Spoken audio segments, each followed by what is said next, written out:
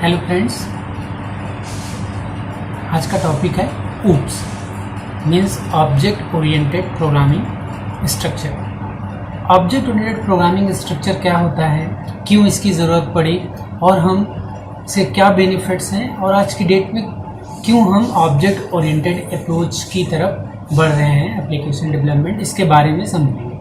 सबसे पहले हम लोग जानते हैं कि होता क्या है OOPS। तो इसको मैं बहुत एक रियल लाइफ एग्जांपल से आपको मैच करके समझाने की कोशिश करता हूँ। ऑब्जेक्ट ओरिएंटेड जो स्ट्रक्चर है ये एक अप्रोच है एप्लीकेशंस को डेवलप करने का, सॉफ्टवेयर को बनाने का। किसी भी चीज़ को कंस्ट्रक्ट करने के नंबर ऑफ वेज हो सकते हैं, कई तरीके से किसी चीज़ को बनाया जा सकता है। उसी तरह सॉफ्टवेयर डेवलपमेंट्स में भी जब हम बात करते हैं तो उसमें भी नंबर ऑफ अप्रोचेज होते हैं, प्रोग्राम्स को डेवलप करने का मेथड होता है, मैथडोलॉजी होता है। तो object oriented is one of them, एक अप्रोच है जिसके थ्रू हम सॉफ्टवेयर्स को, एप्लीकेशंस को डेवलप करते हैं। इस अप्रोच में बेसिकली जो है वो फोकस जो होता है वो क्लास एंड ऑब्जेक्ट पे होता है। दैट मीन्स कि हम पहले किसी भी एक प्रॉब्लम का एक ब्लू प्रिंट या एक स्केच ड्रा करते हैं, देन फिर उसको इम्प्लीमेंट करने की कोशिश करते हैं।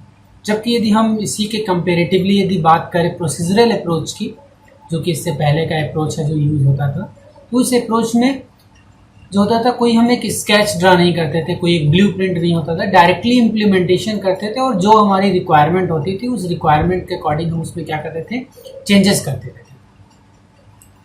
इसको समझने के लिए हम बहुत एक बिल्कुल बेसिक लेमैन एग्जाम्पल लेते हैं। जैसे एक घर है, एक घर को बनाना है, तो एक घर को बनाने के लिए जो ट्रेडिशनल पुराना तरीका होता था उसमें क्या होता था कि मान लेते हैं बड़ी सी एक ज़मीन है तो उसमें क्या हुआ कि जितने भी घर के अभी लोग हैं, मान लेते हैं 2-4 लोग मेंबर हैं, तो उन्होंने क्या किया, अपनी रिक्वायरमेंट के अकॉर्डिंग 1-2 रूम क्रिएट कर लिए, कमरे बना लिए। फिर ज़रूरत पड़ी, फैमिली बढ़ी, 1-2 रूम और बढ़ा लिए, एक मान लेते हैं किचन ज़रूरत पड़ी, तो उन्होंने क्या किया, उस जगह में एक बड़ी स्पेस है और उसमें क्या किया, अपनी रिक्वायरमेंट के अकॉर्डिंग चीज़ों को कंस्ट्रक्ट करते गए, बढ़ाते गए, एज पर रिक्वायरमेंट चीज़ें उन्होंने चेंज करते गए। लेकिन अब आज की डेट में यदि हम बात करें तो ऐसा नहीं है। आप देखते हैं कि जब भी कोई एक मकान बनता है या एक घर बनता है तो पहले उसका एक मैप क्रिएट करते हैं। वो मैप जो क्रिएट होता है, ठीक है, वही एक तरीके का हमारा स्केच या ब्लूप्रिंट है, ठीक है। उस ब्लूप्रिंट के थ्रू हम एनालाइज करते हैं कि यदि हमारी रिक्वायरमेंट इतने रूम की है, एक किचन होना चाहिए एंड सो ऑन, ये सारी चीज़ें क्या क्या चीज़ें आज के डेट में होना चाहिए, वास्तुशास्त्र के अकॉर्डिंग क्या होना चाहिए, तो वो सारी चीज़ें हम उस मैप को देख करके एनालाइज कर सकते हैं। प्लस हम बिना किसी चीज़ को कंस्ट्रक्ट किए एक अजम्पशन लगा सकते हैं कि क्या हमारी जो रिक्वायरमेंट है वो मीट होगी कि नहीं, और हमें उसके लिए कोई इम्प्लीमेंटेशन में चेंज करने की जरूरत नहीं है। डायरेक्टली हम उस स्केच में ही अभी अपने चेंजेस कर सकते हैं, जो कि अभी फिजिकली इम्प्लीमेंट नहीं हुआ है।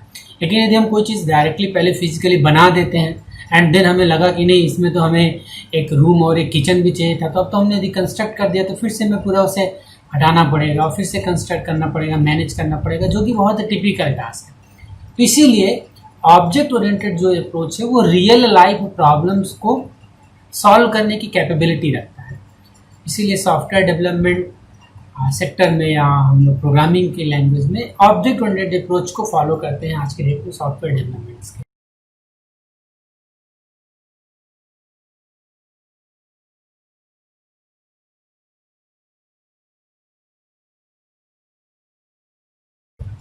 ठीक है, या हम इसको और भी दूसरे के एग्जाम्पल से समझ सकते हैं। जैसे एग्जाम्पल है कि फॉर एग्जाम्पल थोड़ी देर के लिए मैं मान लेता हूँ कि मैं एक मैकेनिक हूँ और आपको एक पर्टिकुलर कोई एक गैजेट चाहिए। फॉर एग्जांपल एक स्पेशल बाइक चाहिए, सुपर बाइक चाहिए, जिसमें बहुत सारे एक्स्ट्रा फीचर्स होने चाहिए।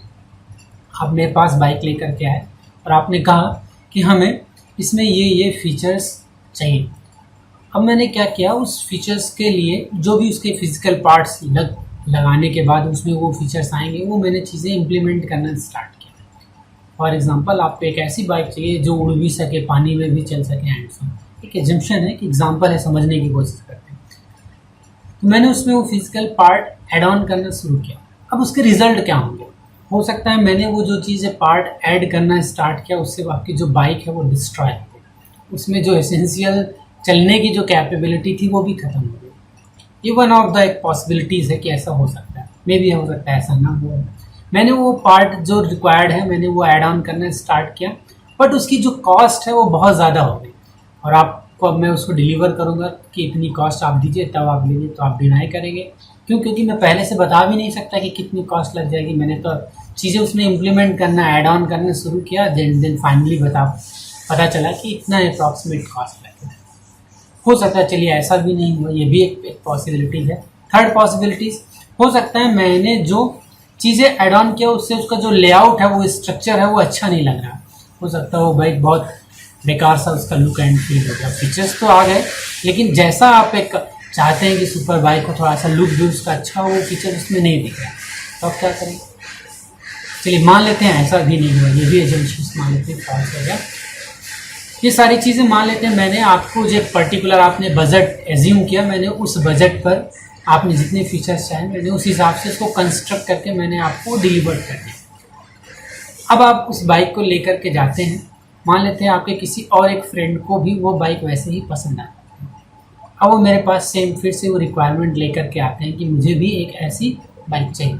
तो अब मुझे उस चीज़ को कंस्ट्रक्ट करने के लिए, बनाने के लिए फिर से उतना ही एफर्ट करना पड़ेगा। ऐसा तो है नहीं कि अब मैं पहले से एक बार, हो सकता है मैंने एक बार बनाया तो अब मेरे लिए थोड़ा सा वो आसान हो, बट मुझे एफर्ट पूरा उतना ही करना पड़ेगा। बट ये कोई श्योरिटी नहीं है अभी भी कि जो मैंने पहला कंस्ट्रक्ट किया है ये बिल्कुल वैसा ही बनेगा। हो सकता है पहली बार सक्सेसफुल रहा हो एक्सपेरिमेंट, सेकेंड टाइम ये एक्सपेरिमेंट ना हो, कुछ गलत जुड़ जाए या गलत हो जाए जिसकी वजह से ख़राब हो सकता है, या ऐसा भी हो सकता है कि पहले वाले से ज़्यादा अच्छा बन जाए। तो जिसने फर्स्ट टाइम कॉन्सेप्ट लाया उसको तो बहुत बुरा लगेगा। ठीक है, मान लेते हैं ऐसी बातें नहीं हैं, तो भी हमें हर बार उस चीज़ को कंस्ट्रक्ट करने के लिए उतना ही एफर्ट करना पड़ेगा। और हम ये श्योर भी नहीं है कि जो हमारी चीज़ें बन करके निकलेंगी वो सारी सिमिलर होंगी, सारे में सेम फंक्शनलिटीज होगी, इसकी हम श्योरिटी नहीं कर सकते। इवन हम ये पहले से एजम्पशन पहले से नहीं लगा सकते कि इसका जो अप्रॉक्सीमेट कॉस्ट क्या होगा, लुक एंड फील कैसा दिखेगा, ठीक है, कितना मटेरियल लग जाएगा, एनीथिंग, कुछ भी हम इसको नहीं एस्टिमेट कर सकते। अब ये एक तरीके के हम समझ सकते हैं कि ये प्रोसीजरल अप्रोच था मेरे कंस्ट्रक्ट करने का। अब इसी चीज़ को मैं दूसरे अप्रोच से करता हूँ। मान लेते हैं आप फर्स्ट टाइम मेरे पास ये रिक्वायरमेंट लेकर के आए कि मुझे एक ऐसी बाइक चाहिए जिसमें ये फीचर्स में चाहिए। मैंने आपकी कोई एक बाइक नहीं लिया, मैंने आपसे टाइम लिया और मैंने क्या किया, उसका एक स्केच ड्रा किया, चाहे वो सिस्टम पे हो या पेपर पे हो, या एक मैंने डमी क्रिएट किया। मैंने उन चीज़ों को क्रिएट किया एंड देन आपके साथ रिप्रेजेंट किया। उस पर्टिकुलर जो स्केच है या जो मॉडल है उससे हम इवेलुएट कर सकते हैं कि अप्रॉक्सीमेट कॉस्ट लगा सकते हैं कि कितना अप्रॉक्सीमेट कॉस्ट आ जाएगा, प्लस हम ये भी पता कर सकते हैं कि लुक एंड फील कैसा उसका होगा एंड सो ऑन। वो सारी चीज़ें हमें पता चल जाएंगी।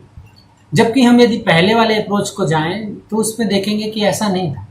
लेकिन इस अप्रोच में हमारे पास बेनिफिट है कि हम अभी कोई भी हमारा प्रोडक्ट कोई कॉस्ट नहीं लगी और भी एक वर्चुअल है, केवल कॉन्सेप्ट है, और वो सारी चीज़ें क्या हो रही हैं हम उसको एनालाइज कर पा रहे हैं कि क्या हमें डिज़ायर्ड रिजल्ट मिल पाएगा कि नहीं मिल पाएगा, अप्रॉक्सीमेट कॉस्ट क्या होगी एंड सो ऑन। ये सारी चीज़ें यदि लगता है कि सारी चीज़ें बिल्कुल स्मूथ है, सही है, जैसे हमारी रिक्वायरमेंट है वैसा मैच करता है, तो हम उस मॉडल से एक बाइक बना सकते हैं, जैसे कंपनीज करती हैं आज के डेट में। कंपनी ऐसा थोड़ी है कि एक बाइक फिर से शुरू से कंस्ट्रक्ट करती है, नहीं, उनके पास एक मॉडल है बाइक का और वो उस मॉडल से नंबर ऑफ बाइक्स क्रिएट कर दे। तो हमने भी क्या किया, एक मॉडल बना लिया, इन मॉडल से फिर क्या किया, बाइक एक बनाया।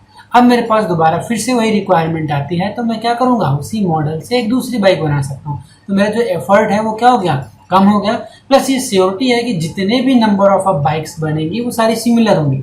प्लस ये भी एक एडवांटेज है कि यदि फ्यूचर में मुझे लगा कि उसमें कुछ चेंज करना है और सारी जो आगे बाइक बने उसमें वो चेंजेस रहें, तो मैं मॉडल में चेंज करूंगा और वो चेंजेस आगे के लिए अप्लाई हो जाएगा, और जितने भी आगे उससे बनेंगी चीज़ें वो क्या हो जाएंगी, उसमें वो फीचर्स ऑटोमेटिकली मिल जाएंगे।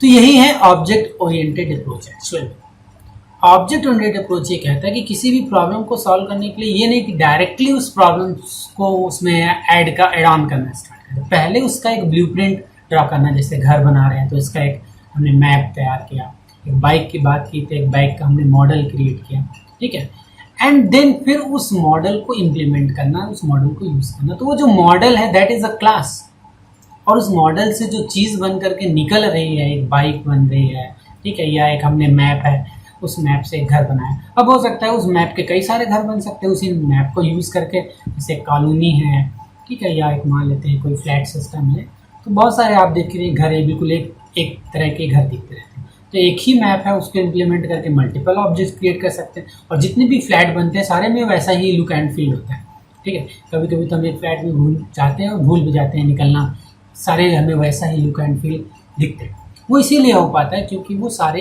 एक ही क्लास से बने हुए ऑब्जेक्ट है, यहाँ हम बोल सकते हैं एक ही मॉडल से बनी हुई चीज़ है। तो जो मॉडल है, जो ब्लूप्रिंट है, जो स्केच है, जो फ्रेम है, जो लेआउट है, दैट इज अ क्लास, और उस से बना हुआ जो चीज़ है जो निकल कर के आ रहा है, दैट इज ऑब्जेक्ट, ठीक है।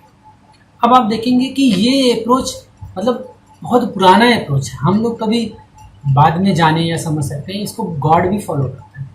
कैसे? जैसे हम एक ह्यूमन बीइंग है, ह्यूमन बीइंग में ऐसा तो है नहीं किसी के 5 नाक हो, 4 कान हो, 3 नहीं, सारों में सिमिलरिटीज है।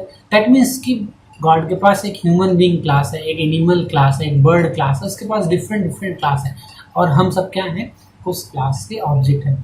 इसी वजह से हम सभी में आपस में कुछ सिमिलरिटीज है, ठीक है, एक हेड है, एक नोज है, ठीक है। इसीलिए पॉसिबल है क्योंकि उस ऑब्जेक्ट ओरिएंटेड अप्रोच को फॉलो करता है।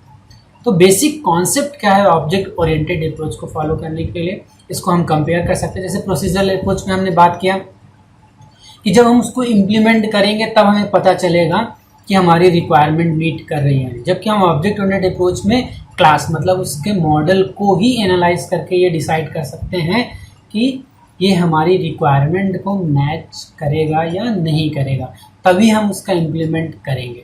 क्योंकि बहुत सारी ऐसी चीज़ें हो सकती हैं, ये तो प्रोग्राम है, हमने छोटा सा कोड लिखा, बाद में चेंज कर सकते हैं, लेकिन रियल लाइफ में यदि हम बात करें, जैसे एक ब्रिज का मैप है, पता चला हमने ब्रिज बनाना स्टार्ट कर दिया विदाउट मैप, और पता चला कि हमने जब बनाया तो जहाँ पर उसको लैंड होना चाहिए वहाँ पर वो पीक पे है, तो पता चला वो रिक्वायरमेंट को मैच नहीं कर पा रहा है।